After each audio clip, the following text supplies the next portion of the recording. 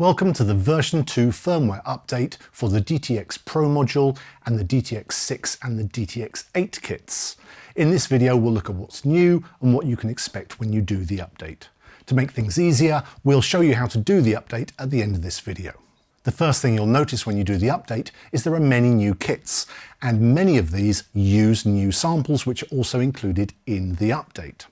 Yamaha has long been renowned for making amazing acoustic drums, and some thought it a little bit strange that samples of those drums weren't in the original DTX-PRO module.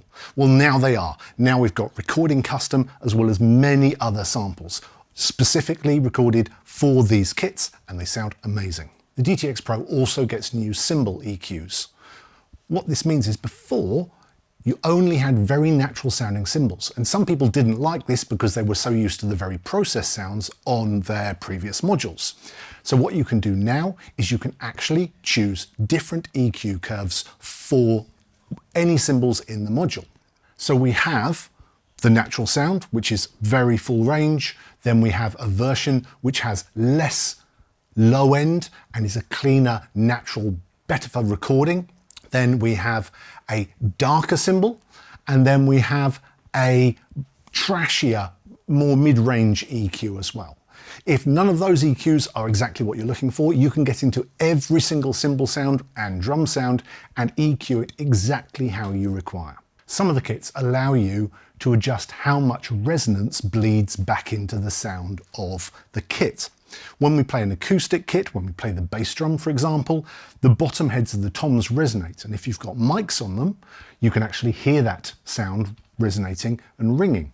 Normally we add gates to get rid of it, but it does make it sound more like an acoustic kit.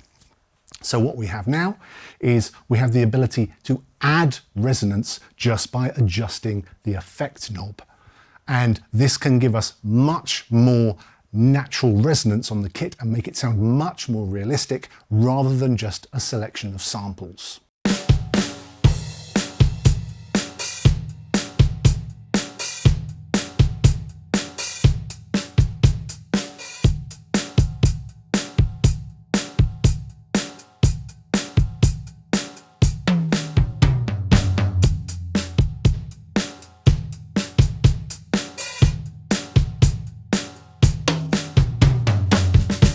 When you start to explore the module, you'll see that Yamaha has listened to the feedback and they've actually made the user interface much more easy than the version 1. What this means is that when you need to do things like layer sounds or add effects or change the effects, it's much easier than before, and you don't have to move between lots of different screens to do it. It's much more simple. One feature of previous DTX kits was hi-hat pitch up. On acoustic hi-hats, when you press down hard with your foot, the pitch of the closed hi-hats goes up very slightly. It's very subtle, but it's there.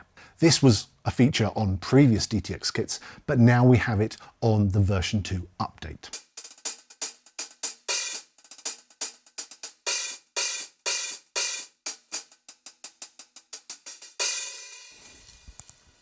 This is something that is unique to the DTX modules. When a new module comes out, it makes sense to add it onto your kit, to use the new module rather than your existing one, if the sounds are better and the features are better and everything else like that. But not all pads are compatible with all modules. So what the DTX kit now has is something called USB trigger link.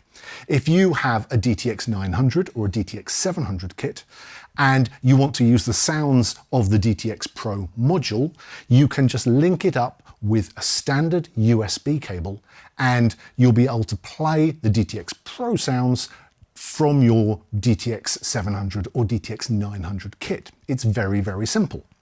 To use the USB trigger link, all you need to do is connect the 2-host USB port on your existing module to the 2-device USB port on the DTX-PRO with a standard USB cable. Then go to Menu, Utility, Pad, and then Notes Map, which is currently off, and you can change this to DTX900 or DTX700. Then connect your headphones to the DTX-PRO module, and when you play your DTX900 or DTX700 kits, you'll hear the sounds from the DTX-PRO module. To do the update, first of all, back up all your information onto a USB drive using the Save All function. Then put the version 2 update onto a USB drive and put it in the back of the module. Then turn off the module.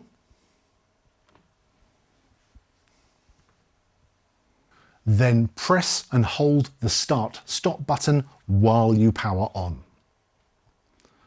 When the screen lights up, you can let go of the Start/Stop button.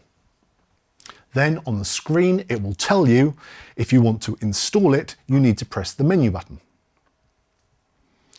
It'll tell you what it's going to update it with, and then ask you to press the menu button again to execute.